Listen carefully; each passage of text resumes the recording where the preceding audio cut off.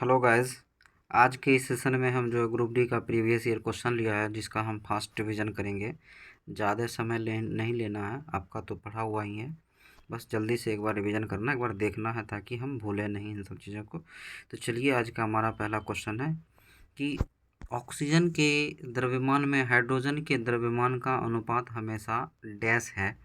तो आपका इसका आंसर बताना है कि इस दोनों में अनुपात क्या होगा। तो इसका आंसर हो जाएगा ए, कि ऑक्सीजन के द्रव्यमान में हाइड्रोजन के द्रव्यमान का अनुपात जो होता है वो 1:8 होता है। डी फॉर डॉग हो जाएगा। उसके बाद चलिए हम नेक्स्ट क्वेश्चन देखते हैं।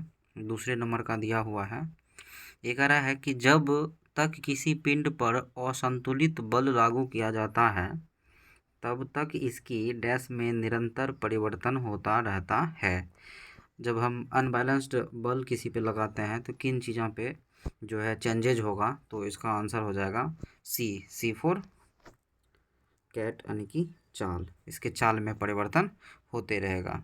तो आगे हम देखते हैं थर्ड नंबर का क्वेश्चन कि ट्रैफिक को नियंत्रित करने के लिए रोबोट का उपयोग करने वाले भारत के पहले शहर का नाम बताएं। आपको नाम बताना, कौन सा ऐसा शहर है जहाँ पे ट्रैफिक को कंट्रोल करने के लिए रोबोट का यूज किया जा रहा है। तो इसका आंसर हो जाएगा डी फॉर डॉग, यानी कि इंदौर।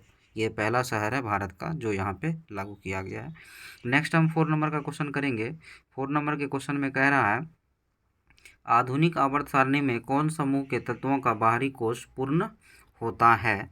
तो आपको बताना है कि कौन सा समूह है जिसका सबसे लास्ट कोश जो होता है वो पूर्ण होता है। तो इसका आंसर हो जाएगा बी फॉर बॉल, यानी कि 18वें वर्ग के जो तत्व होते हैं वो सब उनका कंप्लीट रहता है ऑर्बिट।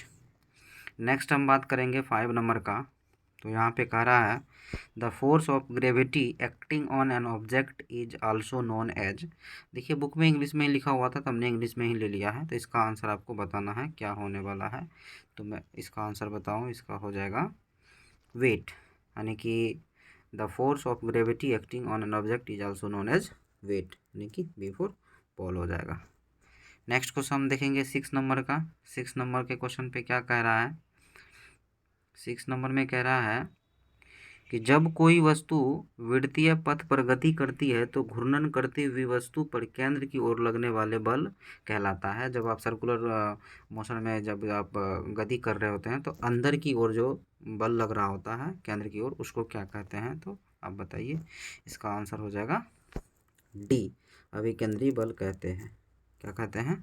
अभिकेंद्री बल कहते हैं। नेक्स्ट क्वेश्चन हम देखेंगे 7 नंबर का। इसमें कह रहा है, निम्न में से किसी पर्वतों की रानी नाथ से जाना जाता है, यानी कि रानी के नाम से जाना जाता है। पर्वतों की रानी, बुक में ऐसा ही था इसलिए मैंने ऐसा ही लिखा है। तो आपको बताना है पर्वतों की रानी के नाम से किसे जाना जाता है। तो इसका आंसर हो जाएगा सी फॉर कैट, यानी कि कोडाइक नॉल। क्या हो जाएगा? कोडाइक नॉल। नेक्स्ट क्वेश्चन हम देखेंगे 8 नंबर का। 8 नंबर के क्वेश्चन पे कह रहा है कि विच of the following animals is warm blooded. 4 animal का नाम आपके सामने दिखा हुआ है, इसमें से आपको बताना है कौन से एनिमल का ब्लड जो होता है वो वार्म ब्लडेड होता है। तो इसका आंसर हो जाएगा डी फॉर डॉग। क्या हो जाएगा? डी, यानी कि पिजन। पिजन का जो ब्लड होता है वो वार्म होता है इस ऑप्शन के अकॉर्डिंग। नेक्स्ट क्वेश्चन हम 9 नंबर का देखेंगे। 9 नंबर पे क्वेश्चन है कि निम्नलिखित में कौन सा जानवर पराध्वनि उत्पन्न कर सकता है। बताइए, कौन सा जानवर जो है पराध्वनि उत्पन्न कर सकता है।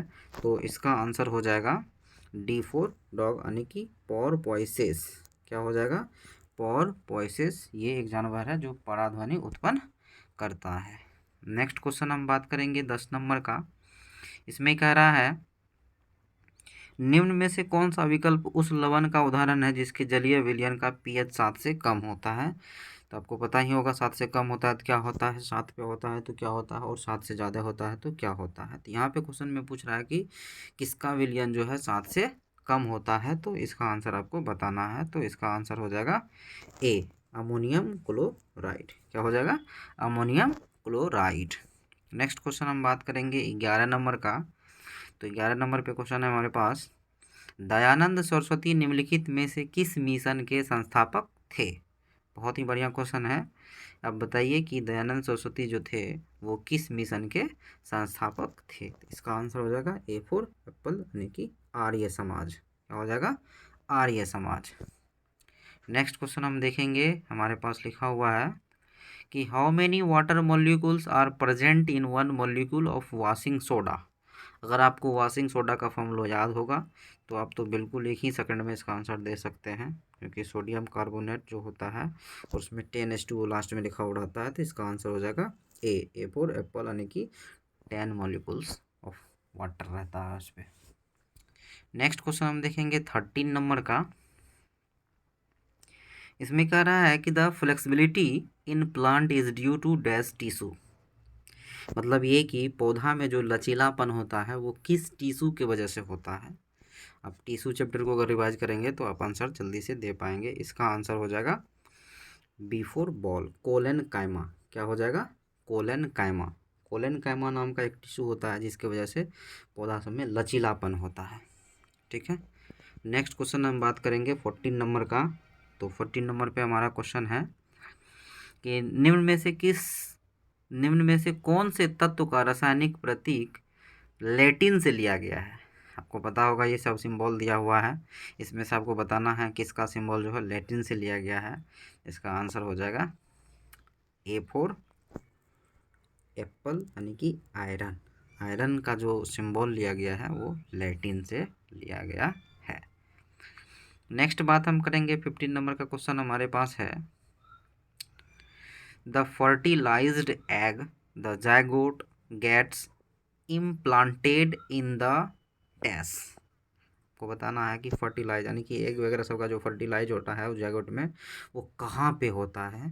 तो आपको बताना है इसका आंसर क्या होगा। तो इसका आंसर हो जाएगा यूटेरस। आपको रिप्रोडक्शन चैप्टर को एक बार रिवीजन करना है, वहाँ पे आपको ये क्वेश्चन देखने के लिए मिल जाएगा।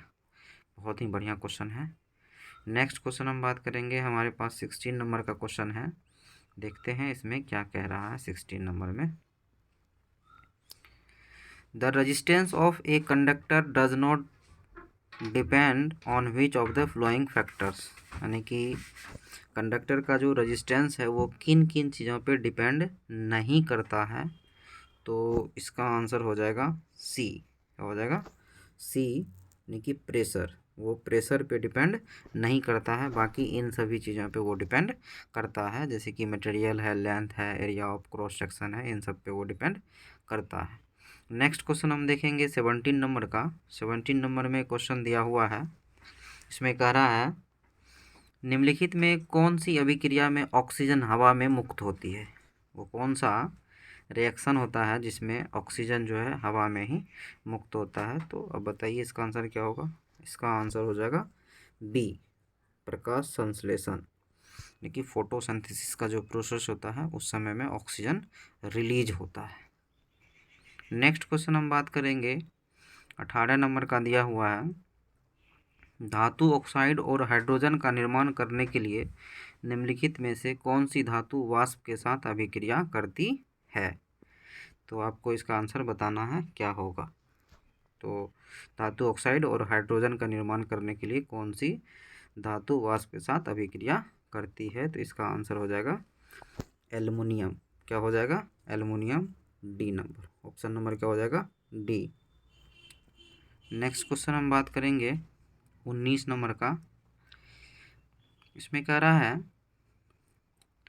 निम्नलिखित में से कौन सा न्यूटन की गति के तीसरे नियम के उदाहरण है। यानी कि Newton third law of motion कौन सा है। बताना है आपको कि जब एक बस अचानक चलती है तब यात्रियों को पीछे की ओर झटका लगता है।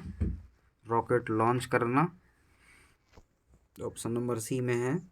तेजी से आती हुई क्रिकेट गेंद को पकड़ते समय गतिमान गेंद के साथ धीरे धीरे अपने हाथ पीछे की ओर ले जाता है। और डी में कह रहा है जब हम पैडल चलाना बंद करते हैं तो साइकिल धीमी हो जाती है। तो आपको बताना है कि इसमें से थर्ड लॉ ऑफ मोशन कौन सा है। तो इसका आंसर हो जाएगा बी। ऑप्शन क्या हो जाएगा? बी, रॉकेट का लॉन्च करना न्यूटन के तीसरे गति के नियम को दर्शाता है।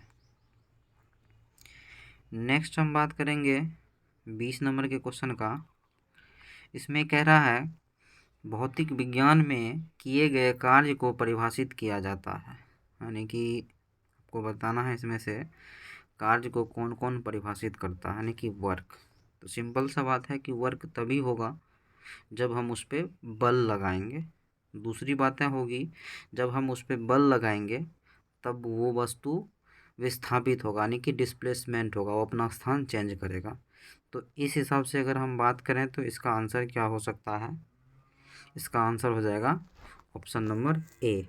क्या हो जाएगा? Option number A. बी और सी सही है। बी में करा विस्थापित वस्तु द्वारा, ऑब्वियसली जब हम उस पर बल लगाएंगे तो वस्तु विस्थापित होगा, और किसी भी वस्तु पे जब हम बल लगाएंगे तब कहेंगे हम क्या कर रहे हैं, कार्य कर रहे हैं। इसीलिए इसका ऑप्शन क्या हो जाएगा, ए। नेक्स्ट हम बात करेंगे 21 नंबर का क्वेश्चन है, a type of reproduction in which a part of a plant body develops into a new individual is called dash. मतलब कह रहा है वो किस टाइप का रिप्रोडक्शन है जिसमें कि प्लांट के अंदर, यानी कि कोई भी चीज़ का जो रिप्रोडक्शन हो रहा है तो वो डेवलप होता है, यानी कि उसका बॉडी जो डेवलप होता है वो किस टाइप के रिप्रोडक्शन में होता है। तो इसका आंसर हो जाएगा डी। क्या हो जाएगा, डी, यानी कि वेजिटेटिव प्रोपेगेशन। इस टाइप के रिप्रोडक्शन में बॉडी डेवलप होता है, वो इस टाइप का कह रहा है क्वेश्चन में। नेक्स्ट हम बात करेंगे 22 नंबर का क्वेश्चन दिया हुआ है कि सप्तवर्षीय युद्ध किन देशों के बीच लड़ा गया था, यानी कि 7 वर्ष के लिए युद्ध जो हुआ था किस देश के बीच लड़ा गया था। तो आपको आंसर बताना है इसका क्या होगा। इंग्लैंड और जर्मनी, जर्मनी और फ्रांस, इंग्लैंड और इटली, इंग्लैंड और फ्रांस। तो इसका आंसर हो जाएगा डी। क्या हो जाएगा, डी, इंग्लैंड और फ्रांस के बीच सप्तवर्षीय युद्ध हुआ था।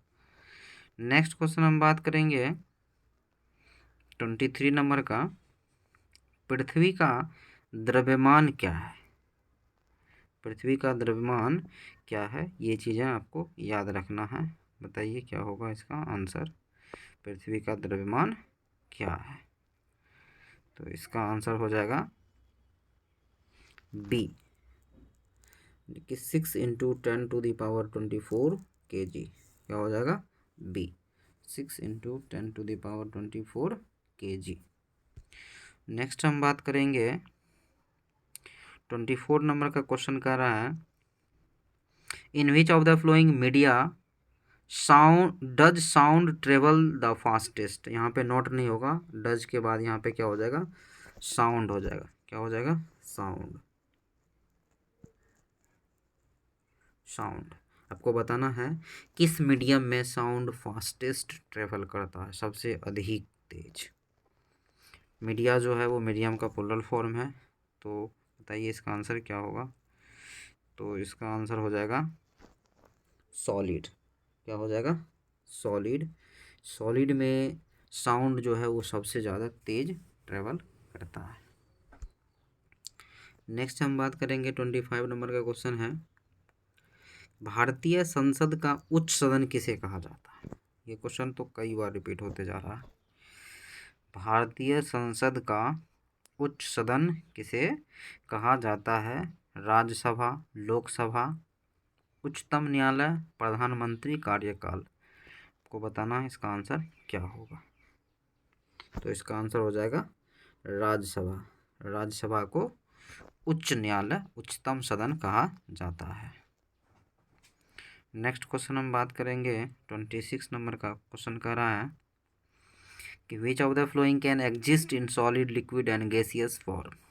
ऐसा कौन सा चीज़ है जो तीनों ही अवस्था में एग्जिस्ट कर जाता है, सॉलिड, लिक्विड, गैस, तीनों ही सिचुएशन में। तो आपको बताना है इसका आंसर क्या होगा, जो ऐसा कौन सा चीज़ है जो तीनों में एग्जिस्ट करता है। तो इसका आंसर हो जाएगा नॉन मेटल, यानी कि अधातु, जो कहीं भी एग्जिस्ट कर जाता है, सॉलिड, लिक्विड, गैस। तो आज के सेशन में हमारा इतना ही क्वेश्चन था। 26 क्वेश्चन था इसमें से जीएस का, जो हम फर्स्ट डिवीज़न करेंगे फटाफट। इसी तरह से डेली इसका एक सीरीज लेके आएंगे। जो प्रीवियस ईयर ग्रुप डी का क्वेश्चन है एकदम ओरिजिनल क्वेश्चन होगा।